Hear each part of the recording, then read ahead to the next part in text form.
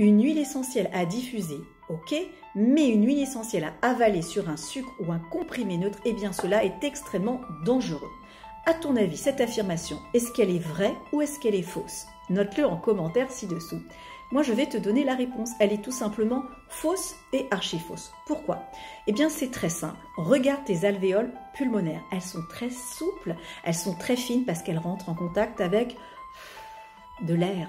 Alors que l'interface digestive qui te sert à digérer, ça rentre en contact avec de l'alcool, avec de la viande. Donc en réalité, là où on retrouve le plus de problèmes en aromathérapie médicale, en termes d'allergie, eh bien c'est quand les personnes, elles vont diffuser des huiles essentielles. Et oui, en diffusant, eh bien ces petites particules aromatiques vont se diviser en millions de petites particules et vont pénétrer dans les bronches qui sont très très sensibles parce que comme je viens de te le dire, ces alvéoles, eh bien elles sont très sensibles puisqu'elles rentrent en contact avec de l'air.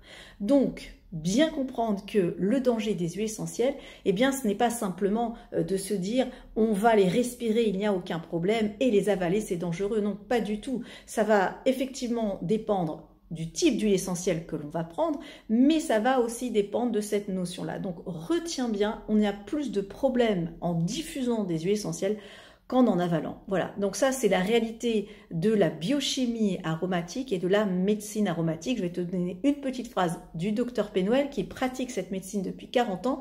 Il a dit en 40 ans de carrière, j'ai eu plus de problèmes par des personnes qui ont respiré les huiles essentielles avec un diffuseur que les personnes qui ont avalé par voie buccale. Maintenant, quelles huiles essentielles sont à prendre par voie buccale? Quelles sont les huiles essentielles à diffuser? Ça, c'est tout un enseignement, mais quand même, je vais te donner quelques petites indications. Toutes ces huiles un petit peu fortes, le thym à thymol ou par exemple l'origan compact, eh bien, il faut faire très attention de ne pas les diffuser, d'accord? Alors, par contre, on peut les prendre par voie orale, mais selon une galénique spécifique, dans des gélules, avec de l'huile.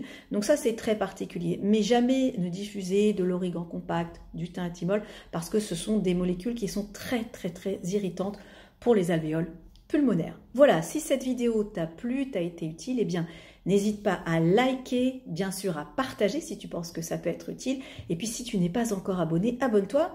Et puis pose tes questions, interagis, je serai heureuse de répondre à toutes ces questions. Je te dis à très vite. Et puis n'oublie pas, avant d'utiliser les huiles essentielles, c'est important de faire ce qu'on appelle, eh bien, de passer son code de sécurité aromatique. À très bientôt.